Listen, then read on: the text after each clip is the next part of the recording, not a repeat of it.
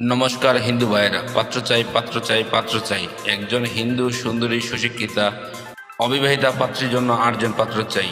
প্রিয় ভাই, ভিডিওটি স্কিপ না করে পুরো ভিডিওটি দেখে তারপর আমাদের সাথে যোগাযোগ করবেন। আর আমাদের এই ছোট্ট ইউটিউব চ্যানেলটি সাবস্ক্রাইব করতে ভুলবেন না। প্রিয় ভাই, প্রথমে শুনুন পাত্রের কিছু সংক্ষিপ্ত বিবরণ।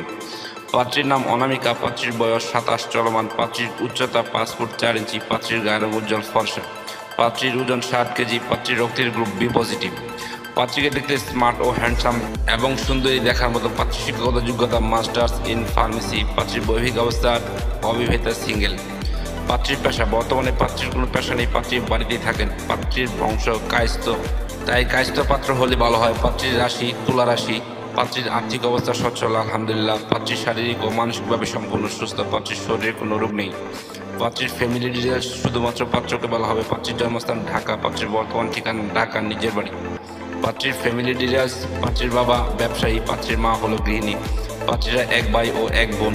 প্রিয় ভাই, এবার শুনুন পাত্রী কেমন পাত্রের আশা প্রত্যাশা করে। পাত্রের বয়স মিনিমাম 27 থেকে 35 এর মধ্যে হলে ভালো হয়। পাত্রকে অবশ্যই স্মার্ট ও হ্যান্ডসাম হতে হবে।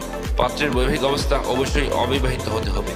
পাত্র সরকারি চাকরিজীবী, আধা সরকারি চাকরিজীবী, সুনামধন্য প্রাইভেট কোম্পানিতে জব করে অথবা ব্যবসায়ী, ডাক্তার, ইঞ্জিনিয়ার এবং প্রবাসী পাত্র গ্রহণযোগ্য। পাত্র ঢাকা গাজীপুরের ভিতরে হলে ভালো হয়, আর তাছাড়া যে কোনো জেলার পাত্র গ্রহণযোগ্য। পাত্রের গায়ের রং শ্যামলা হোক বা ফর্সা, এতে কোনো সমস্যা নেই, আলহামদুলিল্লাহ চলবে। পাত্রের শিক্ষাগত যোগ্যতা পাত্রের সাথে মানানসই হতে হবে। পাত্রের উচ্চতা মিনিমাম 5 ফুট 6 ইঞ্চির উপরে হতে হবে। পাত্রকে অবশ্যই শারীরিক ও মানসিকভাবে ফিট থাকতে হবে। প্রিয় ভাই, এতক্ষণ তো এই সুন্দরী সুশিক্ষিতা হিন্দু অবিবাহিতা পাত্রীর পুরো ডিটেলস আপনাদের সামনে উপস্থাপনা করলাম।